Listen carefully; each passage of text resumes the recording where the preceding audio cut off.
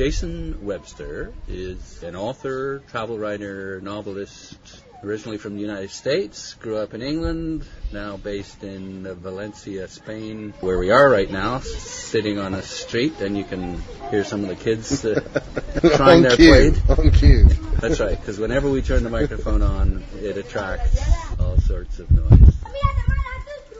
Welcome to the Bibliophile. Oh, thank you very much. Thank you.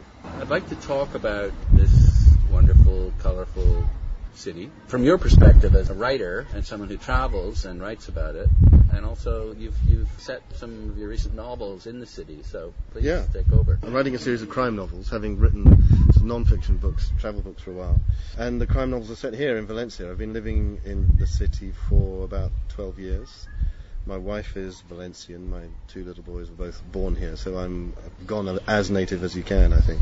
So it's a very, very colourful city, as you were mentioning a few minutes ago. It's on the Mediterranean, it's the third biggest city in Spain. It's largely been overlooked, I think, both by foreigners and by the Spanish themselves. Valencia has a tendency of always picking the wrong side in any civil war in Spain, and there have been plenty. I mean, we always, we know about the Spanish Civil War, but in the 19th century there were 3 other civil wars, and there were plenty more in the 18th century, etc., etc. And I say Valencia almost always takes the wrong side, picks the losing side, which means that the victor always has this sort of idea of that he has to punish the city. When I first came around the year 2000, you could still sense that. You could still sense a city that really had been punished by Franco for having taken the wrong side in the Civil War. It was actually the capital of the Republic for about a year during the Civil War. This is where Hemingway and all those guys, all the people who were reporting, all those famous reporters from the Republican side, they were based here in Valencia. So they're punished in the sense what? That the government spend money on that's them? That's it. Yeah, So okay. you'd walk around the city centre, and a lot of it felt very forlorn. A lot of buildings looked like they were about to fall down or had fallen down. Lots of empty spaces where buildings had once been, and the whole place looked like it needed a lick of paint and some, TLC really. And that's what it got. About 8-10 years ago, they started investing some money, doing all the stuff that really it needed, and started building some spectacular new contemporary buildings as well, art museums and a big opera house and what have you. The science centre is extraordinary. Yeah, and it's all done by a local architect called Calatrava, who is one of the, he's now one of the biggest architects in the world. He's doing one of the sites at Ground Zero in New York. He's a big name, and he's also a local boy. So it was kind of a way of putting Valencia on the map using local talent, etc., etc. It's sort of backfired on them because they've now run out of money, and there's been a lot of corruption, a lot of fingers in the till. So the city is now totally bankrupt. But we've got some nice pretty buildings to look at that we didn't have before. I visited the Valencia Library, which is located in a beautiful monastery that was then converted into a prison. That's right. I live very close by. Oh, do you? Yeah. Okay. And in fact, that's one of the concerns, I think, is that they put money into renovating the building in a beautiful way, but there doesn't seem to be much left over for presenting the books that are there. That's it. I mean, I know they're trying to digitalize the books there, and a friend of mine is one of the photographers who's doing that job, but I mean, I don't even know if she's got a job anymore. I need to, because there have been so many cuts recently. It's a shame because it is a great city, it is a fantastic city. It could be even more fantastic, it could be even greater than it is, but there's a sort of self-destructive tendency here. Kenneth Tynan, the great British drama critic, he wrote a fantastic, very witty article about 40 years ago about Valencia, and he dubbed it the world capital of anti-tourism. He said it was just kind of grubby. You walked into a restaurant and asked for a cup of coffee, and they didn't serve you. If they gave you the coffee, it came in a cracked, dirty cup and all this kind of stuff. And it said, for him, he loved that, because that backlash against mass tourism was already kicking in, and he was sort of at the vanguard of that. Right. And he just said to anybody, look, if you want to get away from all these bits of the Mediterranean that have been taken over by lots and lots of tourists, come to Valencia, because you're not going to find a single tourist here. It's authentic. Yeah, it's authentic, and it was in a kind of negative way. I mean, he was being very tongue-in-cheek. But you could still, as I say, when I got here, you could still sense some of that. That just kind of, they're getting on with their own thing. They don't really care about tourists that much. I mean, even now, it's like, well, you and I, we've just been to, the Blasco Ibáñez Museum, and it says one thing on the website about what's on offer, and then you get there and it's not quite what they bill it as, Although it's certainly a place to visit for anyone who's interested in literature. I think it's quite well done. Well, Blasco Ibáñez is probably the most important writer to emerge from Valencia, I should think. I mean, given the popularity of things like Four Horsemen of the Apocalypse and other great novels of his that got turned into Hollywood movies. Some of them, I think, got turned into movies more than once, actually. So he's hugely well known and probably Valencia's most famous son, I should think. It's interesting you should quote Tynan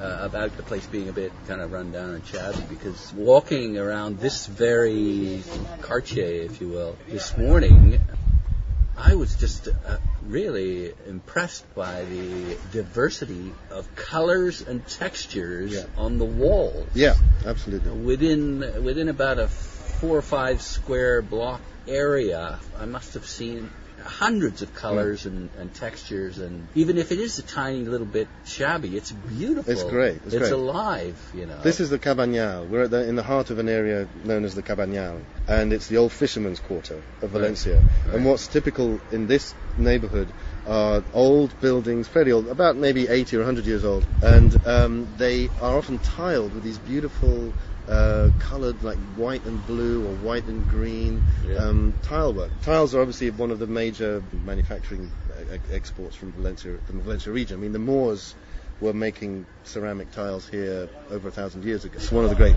heritage of Valencia, the ceramic industry. And they sort of showcase that on the front of their houses. It's a real shame, though, because the town hall want to bulldoze a huge swathe through this area, through the Cavern Yahoo. There is a highway or something? If you go to the other side of the neighborhood, you'll find this big avenue called Blasco Ibañez Avenue, and they want to extend that through all the way through to the sea, which would, as I say, mean bulldozing this huge, an enormous swathe through this historic fisherman's quarter. And I've set the second of my crime novels around the crisis in the Cavern Yahoo, because there are some gorgeous areas. I mean, beautiful old restaurants and bars and places that anywhere else you'd think they would be, any other city they'd be pouring money into this to do it up. To turn it into another tourist attraction. Yeah, like the French Quarter in New Orleans. Okay, I don't know it, but yeah, it reminds me of it. Right, interesting. They just, as I say, it's this kind of self-destructive side to Valencia. I think the mayoress here, who's been in power for a very long time now, she's got that to that stage that so many politicians do get when they've been in power for so long. They sort of become pharaonic in the sense of they want to impose their will and their signature on the city that they've been in control of for so long.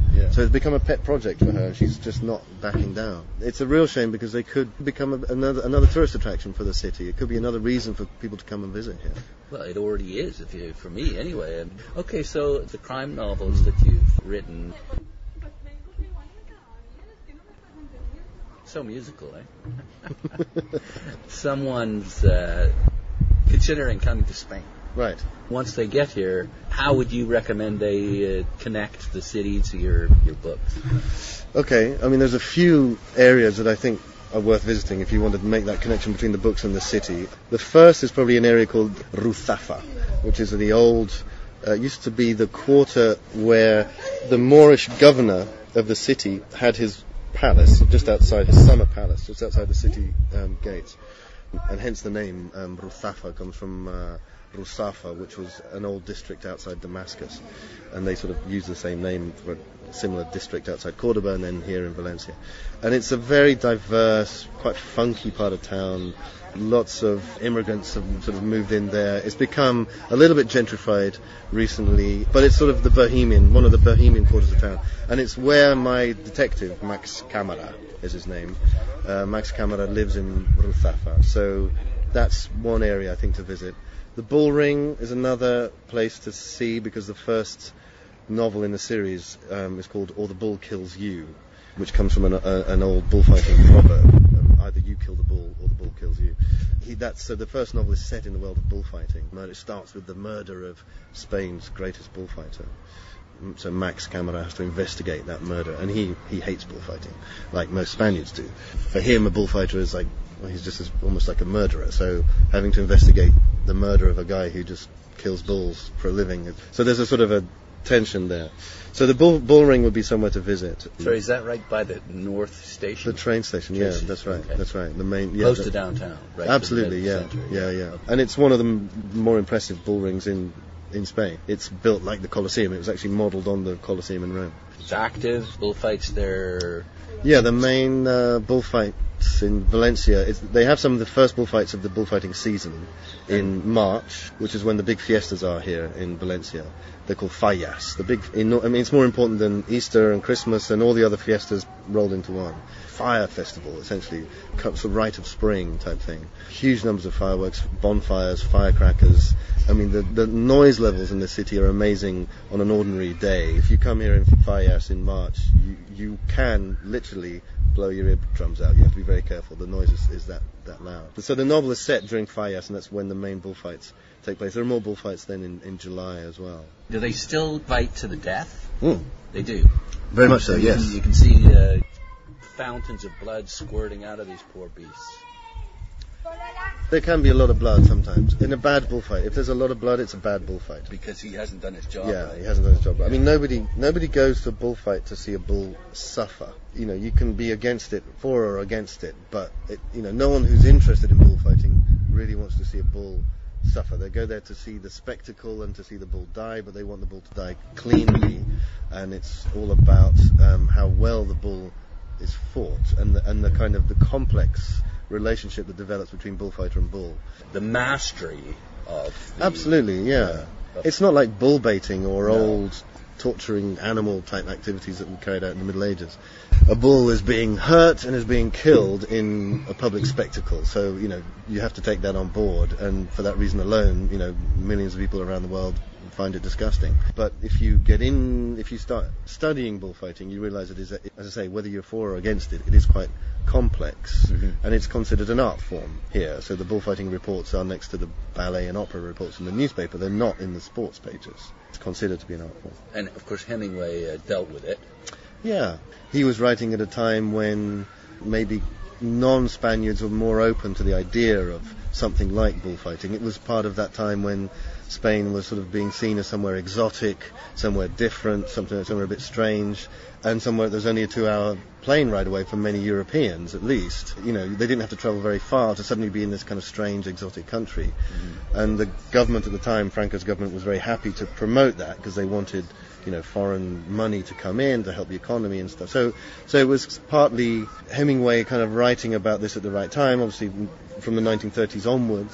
What kind of essence does he get at? What angle does he take? What does he get out of, or try to deliver to the reader out of this spectacle? I think for Hemingway it's all about the authenticity of a life lived to the edge. So you're kind of pulling away from the comforts of modern contemporary life. It's all like his big game hunting and all this kind of stuff. So it's partly this whole macho looking death in the face, and it's about, I think, for him, not pulling away from that side of human existence, not trying to shove it under the carpet or pretend it doesn't exist. People nowadays seem to be, it's very hard now to talk about bullfighting outside of Spain. Even within Spain now it's becoming quite very, very controversial actually, and bullfighting has now been banned in Catalonia, for example. It's on the back foot. Hemingway was about testing oneself, I suppose. Yeah, I mean that's one of his big themes, isn't it? Yeah. I mean, he became very, very friendly with lots of bullfighters, and because he was already a massive name when he was here, and he was here reporting on the Spanish Civil War, spent a lot of time in Valencia.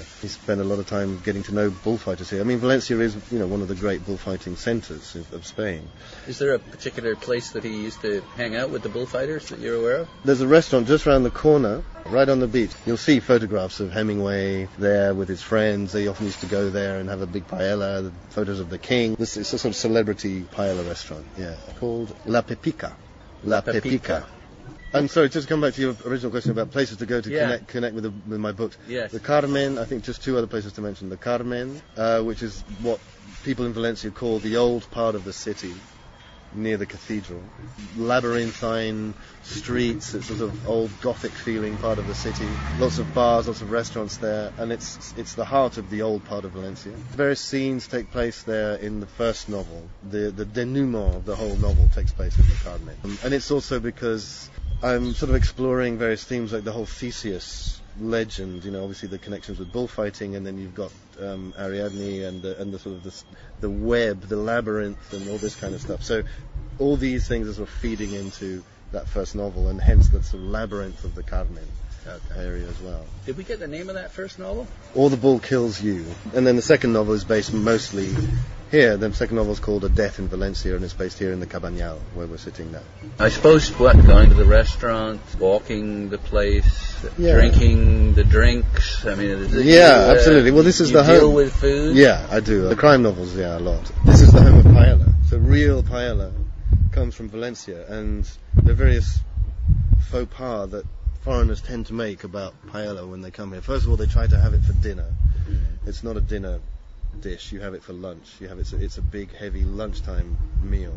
And secondly, people tend to expect paella to have seafood in it, or fish, or to be a mixture of chicken and seafood, and that's just not paella. Paella is made, Valencian paella, is made with chicken and rabbit and green beans and butter beans, and sometimes it might have snails in it, and rosemary and saffron. A countryside rather than a seaside. Absolutely, yeah. I mean, there are fish rice dishes. I think you have to realize that paella essentially has become a generic word. It is actually a specific word for a specific dish. With specific kind of rice, too. Absolutely, yeah. Paella rice, which is grown just to the south of the city in the Albufera, which is this big kind of marsh lakeland area to the south. So you could have paella de marisco or something like that, yeah. So you could have seafood in it and, what have you. Yeah. But if you want the real thing, you ask for it at lunchtime and expect it to have chicken and rabbit in it, and green beans and butter beans. Other food, I mean, there's a typical Valencian drink called agua de Valencia, Valencia water, which is a kind of a souped-up Buck's Fizz, really. So it's orange juice. Valencia's famous for its oranges, and they are delicious. They're very sweet. So you can have, it's cava, which is like local champagne, mixed with orange juice, and then it's kind of pepped up with things like Cointreau, vodka, pretty much anything the bartender has to hand at the time. And it's pretty powerful stuff. Tiger nut milk, it's famous for its tiger nut milk. If you want to try something very strange, to most people's tastes, it's quite an odd drink. It's called horchata. It's made from tiger nuts, which again are grown just to the north of the city, and it's kind of ground up and it's got water and sugar and cinnamon in it, and it tastes, I mean, I like it, but a lot of people, I say, here, try this, it's a local drink, a local delicacy, and it's, people go, it tastes like grass, or it tastes like soil, or something like that. It's an acquired taste. Right. But it's meant to lower your cholesterol. It's meant to be very, very good for you. So there you go. So that just compensates for all of the... paella is not greasy, but... There's a certain amount of oil in it. Yeah. But, yeah. They say the Mediterranean diet here is the best in the world, one of the healthiest in the world. Which means what? Lots of vegetables, lots of fish, lots of fruit, and olive oil. And reasonable amounts of meat. I mean, they're trying to promote it as one of the world's great cuisines because it is meant to be so healthy for you. So you come here for the literary experience and for the culinary and to get better, I suppose. Yeah, sure. I mean, sea air, good food, great wines. Valencia wines used to be famous for being pretty awful. When I first got here, everyone, even the locals, said, whatever you do, just don't drink the local wines. Well, they mix it with lemonade, don't they? They tend to... Yeah, that's right. Yeah. And so you'll use a bad wine. Yeah, but now it tastes great. Sweet, fizzy to drink. Yeah, but it's very refreshing. I mean, now Valencian wines, you wouldn't want to mix them because some Valencian wines are really fantastic. Like which ones? Well, there's one called Les Alcuses. Comes from maybe it's about a 40-minute drive out of town. Okay. That's definitely worth trying if you can pick up a bottle of that. And the label is quite distinctive because it's got writing in the old Iberian script, which looks very much like Nordic runes. It's written in got writing from a local stone that was carved in this script, and they just put it on the label. It's great. It's a very good wine. Very good wine. Yeah. Winding down, then, what else could someone who loves books, loves literature, and wants to incorporate that into their Spanish experience? Valencia is the home, essentially, of the Spanish Renaissance. So 500 years ago, this was the richest and most important city in Spain. It was part of the crown of Aragon. What they did, they were very clever. They set up the world's first diplomatic missions, effectively.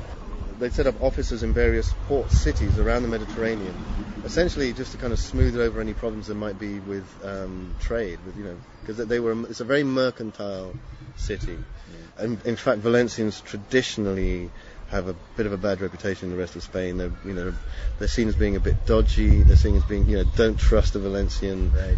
Like the Welsh. Yeah, a bit, maybe, but not dour. They're not dour at all. They're kind of happy, party-going people. It's all very much today. Tomorrow doesn't exist. People outside Valencia will talk about an actitud fallero, so to do with fallas.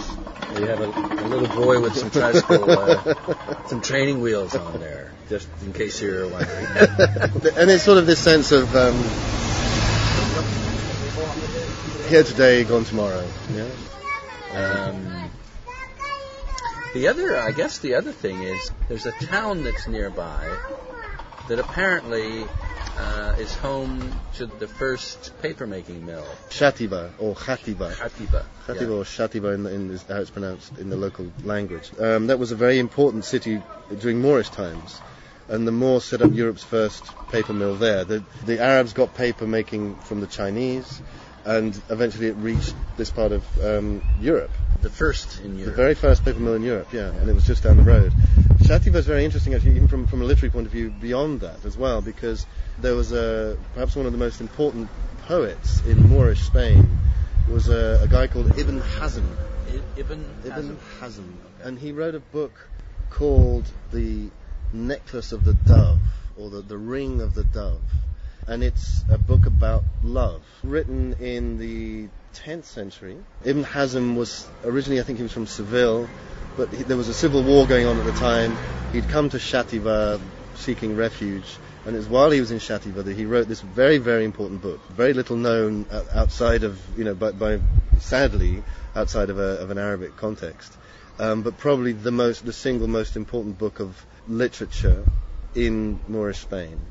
And it's very important because it's about romantic love. It's a sort of guidebook about love. Courtier. Yeah, exactly. And it is one of the inspirations for the courtly love movement in Europe, which kicks off about 100 years later. So we have to remember that before the courtly love movement started in Europe, the idea of romantic love just didn't exist. It really didn't exist. So it's through Spain, it's through Moorish Spain, and chivalry again is another one of these ideas that comes from the Arabs. It's not a Western concept. The Arabs had ideas about chivalry dating back hundreds of years before it kicks off, sort of in the late 11th century, 12th century in Europe. So romantic love and chivalry very much go together, and the inspiration for that whole movement is right here in Shatiba, just about 45-minute drive from Valencia. Now, sadly, you go to Shatiba and you won't see a single plaque, you won't see a single street name or anything to commemorate this hugely important role that it has in the literary history of the world. But that's partly to do with the Spanish not recognizing their own Moorish heritage and not wanting to. So there's nothing there that commemorates the paper mill either? Or is No. Really? In fact, I don't think anyone knows where exactly it was. I see. Okay. The city's worth visiting because it's got a beautiful castle. Did it inspire the book itself? The book, or was the book already written in his head and he just went there to do it? I don't know. Right. But the fact is, it makes me want to ring up the mayor of Shatiba and say, why don't you just put up maybe put up a statue or do something, because hey, this is important. Well, in fact, that really is what literary tourism is about: connecting place with the imagination and celebrating it, and also deriving layers of additional meaning that may not be there for most people who either live there or visit. The Greeks have two words to talk about place. They have topos, hence from which our word topography, which I think is like the geographical, the physical geography of the place. And then they had an older word, I think, which is kora, which is to do with this kind of spirit of the place. It's like, it's not just the physical geography. Yeah. It's what's there, it's the history, it's the culture, it's all these things which somehow I think we can perceive to an extent. We go to a place and we do get we can talk about a vibe or something like that. Yeah. I was in Normandy, in the beaches of Normandy a few months ago, because I'm researching a book on the Second World War. And, you do get a sense. You think, wow, this is really beautiful countryside. but it's very depressing. It's just not a happy place. I felt exactly that when I walked on the beaches at Dieppe. Okay, being Canadian. Right. Wow. Yeah, 3,000 dead or wounded. Served Yeah, up. absolutely. Yeah. Terrible. So let's not end on that note. Let's end on a more positive note, and that might be where is this crime series of yours headed? And are you going to move outside of Valencia? The third novel will be coming out next year. It's called The Anarchist Detective, and that's set in Albacete, which is about an hour and a half drive inland from Valencia, but because that's where my detective comes from, Max Camara. He's from Albacete. A couple of chapters take place in Valencia. He comes back to Valencia briefly, but I'm going to bring him back to Valencia, so it was just a sort of minor diversion off to his hometown before he comes back to Valencia. So yes, it's definitely a series that's set here, based here. And just finally, speaking of vibe, Yeah. clearly you know the city. What is the vibe? I took a long time to write about Valencia. I was living here and writing about all kinds of other parts of Spain. In many ways, because it's a difficult city to get the vibe off. I think places like Madrid, Barcelona, Seville, they're much easier to just kind of sum up maybe in a sentence. Valencia is more difficult in that sense. Because of what? Its diversity, and how would you? This is spreading this. I'm stretching this a bit here, but you talk. I mean, I'm intrigued now. So Yeah. How in a sentence do you summarize Madrid or Seville? Okay, well, Seville, I mean, you talk about, it's flamenco, it's the Giralda, it's las Sevillanas, the dresses they wear, the dance, it's a whole Andalusian thing. It's the capital of Andalusia. Madrid, it's the capital of Spain, it's the Prado Museum, it's the chulos. The chulos are sort of typical Madrid-type people. They're very cocky. They're very sure of themselves. They're very, It's the late nights, it's the bars, it's that whole Madrid nightlife thing. Barcelona, it's Catalonia, Catalan identity. It's the famous saying is in Spain is that everyone's happy in Barcelona if there's money in the purse. They're seen as being tight-fisted. They have their eye on the next buck. It's literary culture. It's very much it's the heart of the publishing industry in Spain. It's Barcelona. So it's kind of it's more European than Europe, and desperately trying to not be Spanish, and so that's I'm taking much more than a sentence to sum it up. And Valencia is more complicated because it's a little bit like Madrid. The nightlife here is great, much better than say in Barcelona. That whole late night thing is great and was even better years ago. Now it's kind of quieting down a bit, but I think it's just kind of the recession and what have you. It's a little bit like Barcelona because it's on the Mediterranean. It's part of the old crown of Aragon. So Spain was, Castile and Aragon. This is sort of part of that whole. Catherine of Aragon? Catherine of Aragon, exactly. Yeah, the famous Catherine. Did she get her head cut off? No, she got divorced. That's right. Okay. She missed out on that. That's right. That experience. Okay. So Valencia, so as I say, it's a little bit like Barcelona, but it's not like Barcelona. It's a little bit like Madrid, but it's not like Madrid. I think. How do you sum it up? It's a little bit of everything. It's a little bit of anything, but okay. But it has its own identity. Okay, it's Paella. It's Fallas. This big March fiesta. I can't underline that enough. It really just goes to the heart of Valencian identity. Which is bullfighting too. Yeah, it's bullfighting. Yeah, it's one of the big bullfighting centres in Spain, along with Madrid and Seville and various other places. It's this kind of attitude about they only care about today. For me, if I had to typify a Valencian, it would be like an 18-year-old kid who's just kind of. It's all just kind of about having fun, and they have no concept of that tomorrow might exist or that there might be consequences of what they do today, tomorrow, and that's kind of. It's sort of like live for the moment, and that's kind of fun. It's kind of wonderful. But for a lot of other Spaniards, it makes them superficial. A lot of other Spaniards will say that Valencians are corrupt, superficial, a bit flash, a bit nouveau riche, and sort of lacking in. Certainly, Catalans will look down on Valencians as not being quite as cultured and sophisticated as they like to think they are. And they're not entirely wrong, but they are. But it's a cliche, and like with all cliches, there's a little bit of truth in there, but it's not all true. It sounds like a fabulous place to visit. It is a wonderful place. I love Valencia. I've been living here for 10 years or more now, and actually I'm now certain that I wouldn't want to live anywhere else in Spain. Is that? Because Barcelona, takes itself a little bit too seriously, and it's a bit too big, and there are too many tourists, and it's just a bit overwhelmed now. Madrid is not a pretty city. The people are wonderful, but it's not, the summers are unbearably hot, the winters are unbearably cold, and it's an okay place to visit. Yeah, okay, maybe for you guys in Canada, I'm talking from a European perspective. Yeah.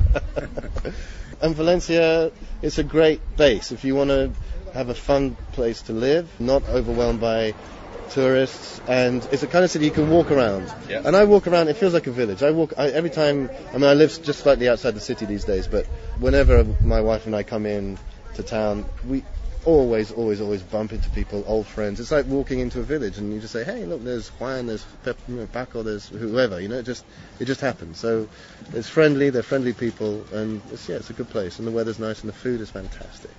Well, thanks so much for giving us such a literate and literary and comprehensive overview of it. It's great. Thank you. Well, thank you. Thanks very much. I'll be speaking to Jason Webster, who is the author, most recently, of Death in Valencia is the most recent crime novel to come out. Yeah. Published by St. Martin's Minotaur in the US, published by Random House in the UK and Canada.